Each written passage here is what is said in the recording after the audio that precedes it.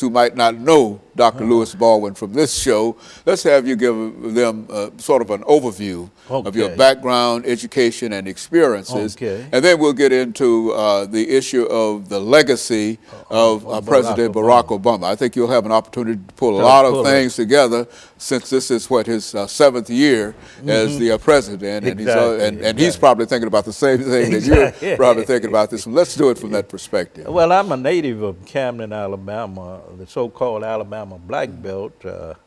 I attended the public schools of Camden, Alabama, Wilcox County, graduated from Camden Academy High School in 1967, and I then matriculated at Talladega College in Talladega, Alabama, which is historically black college, graduating in 1971 with a BA in history.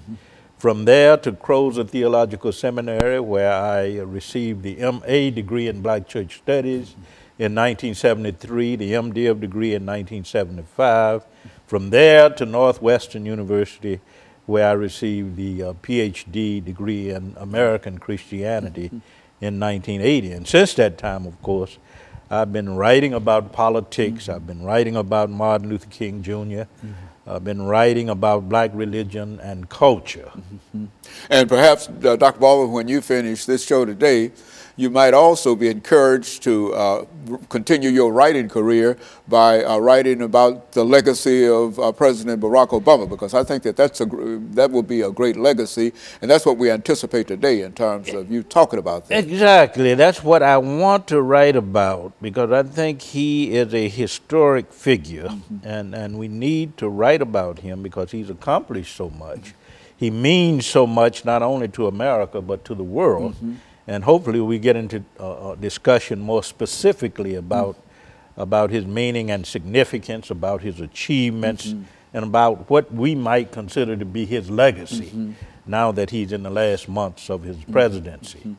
Very good. And so I tell you, Dr. Baldwin, we've got about 2 minutes before this first segment in. Let's sort of give an overview in terms of some of the things that you'd like to talk about dealing with his presidency. I think we have to see the election of Barack Obama, or Barack Hussein Obama, as the most important historic event of the 21st century. We're in the early part of the 21st century. Many would say that September 11, 2001 is the most historic event. But I think that November 4th, 2008, when Obama was elected, this was the most historic event because it had implications not only for public policy in America, but for how we would relate to the rest of the world. And if you look at the reaction to his election in 2008, there was a lot of pride and jubilation on the part of blacks. If you look around the world at the Arab League, for an example, the European Union, countries in Africa, they saw his election as a new era in international relations, and I think that has proven to be true. Many of us thought when Barack Obama was elected that we were in a post-racial era. Oh, that's what they called it. But that has proven not to be true. Interestingly enough, Dr. Martin Luther King Jr. in 1968, and these are his exact words, he said in 1968 that in 40 years we could have a Negro president. Okay, 2008, Obama is elected. But that has not ushered in a post-racial America. We are forced to deal even more specifically with questions of race and gender